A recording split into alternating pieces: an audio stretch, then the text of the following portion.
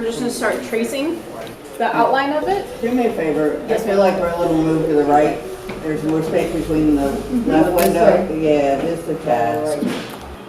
That feels a little more centered.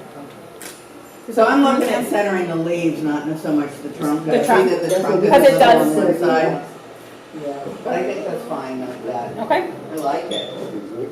I think it's something that most people just defer because it's too hard to explain.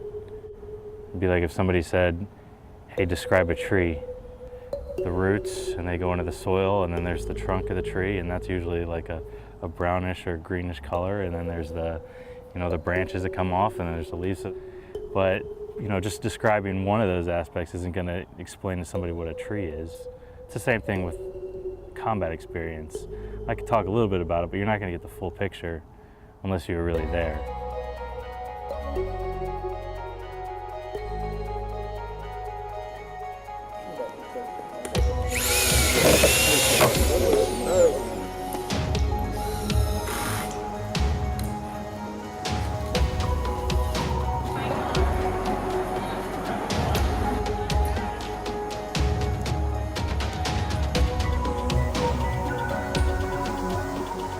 A lot of you are new to Mission Continues or our events, so I want to just talk about the Mission Continues. So it was started to aid in post 9/11 wounded veterans who were finding their place back into society and professional development. We have fellowships that are awarded now to all post 9/11 veterans. Back, go straight, turn left. Turn left, okay. And then right there. Take one step forward. Now, it's always said, you're usually not the same person when you return home. I've actually tried to always come back the same, and you're never the same person. I mean, that seems like something that's common in human nature, though, just to try to go back to the way it was, in your heyday. But it's never going to happen, I always found refuge and a sense of belonging to being able to be someone who was selfless, because it kind of gave me purpose and a reason why I joined in the first place, and that was just to serve my country. It's hard to see, looking back, of all the time that was spent away from family as a win.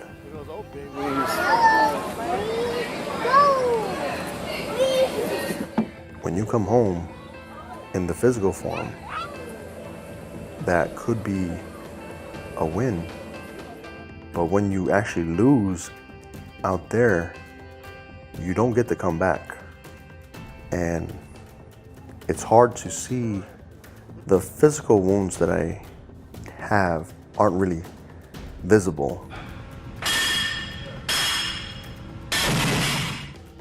PTSD, brain traumatic injuries, arthritis, body, back, MCL, ACL, Oscar-Slater's, flat feet, the apnea.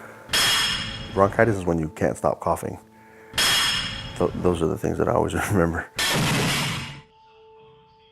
I guess the simple explanation of what invisible scars is would just be trauma or really challenging moments that you faced in the military. I think people have challenges opening up to family, to friends, even people that have been in the same situation might not get exactly the full story. Now, I wanted personally to have as many issues, as crazy as it might sound, going through, because I wanted to know what the problems would be like for future sailors and Marines. The biggest fall that I had was from the spy radars on the destroyer onto my spine. So pretty much 2 stories. Falling on steel is not the same as falling on concrete and falling on grass. So, and I know all those different feelings, and also falling in the water is also a feeling that I know. Now the mental stuff, it wasn't the same thing. You try to forget about certain events that have happened. But all I knew is, as long as I had faith and some kind of an understanding to know that I had obligations to my son, my wife, myself, I knew I could stay alive as long as I could to be able to make a difference in their lives and to make a difference in other people's lives. A lot of people don't realize combat veterans come in all different forms. If I'm honest, I usually just don't talk about it, to be honest with you. So I let people assume whatever they want to assume. I want people to think about me as a mom of 3 kids and as a clinical social worker. And I think that I purposefully do that so that I feel like people are getting to know me as a person as opposed to labeling me as a combat veteran. Sometimes I do feel like I'm personally failing the other veterans. It feels like a full-time job because you're spending a good part of your day going to and from appointments. And then you also got to remember to take your medication. Serving others helps. It's not the prescription for everything. My favorite therapy is actually playing cards. But that too hurts because too much concentration. But to keep it all bottled up inside is not really the healthiest thing. Am I not hiding the work? Hey, stop trying to bully everybody around.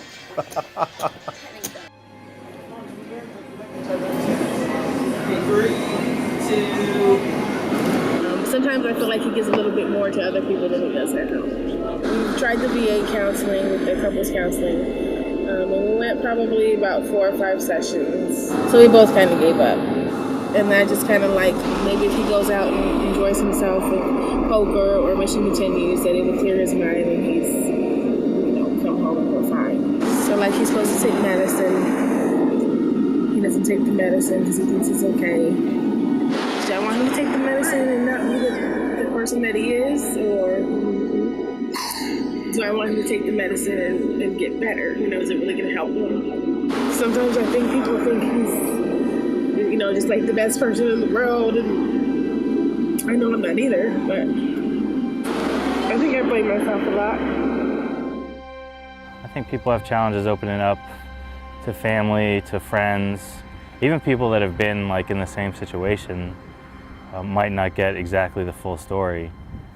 Now, it's always said, you're usually not the same person when you return home. And I've actually tried to always come back the same. And you're never the same person. You just have new scars that just aren't seen by the naked eye. I do think that there are challenges, but again, all those challenges I just kind of accept and move over and past. There was this one specific type of firework that went off that was like a different pitch than normal fireworks, and I jumped out of my skin. And I couldn't stop jumping out of my skin until that particular firework ended. So if I could turn back time and decide whether or not I would do it over again or not, or I would do that same thing again, I would. I would still do the same exact thing. Personally, I believe I'm on a sabbatical. I've already missed 5 of my years away from my wife, but I don't want to miss my kids growing up. And thank you to all those who are still standing to watch. He's really good. He's a real family man. He loves to get out there and serve his community, and he loves being around veterans.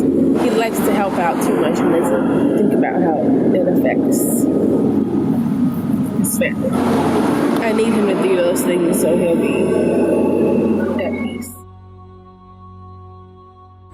when I say that when you go out and serve with some really incredible, talented, smart, funny, motivated people, it kind of organically builds you up in other ways. When people see that you're willing to help other people at no charge for like just the hard work you're willing to put into it, then they're much more willing to help you and do good things for you. Service has taught me selflessness. Service has taught me action. I hope to give the world positivity and hope. I hope to give the world more of me.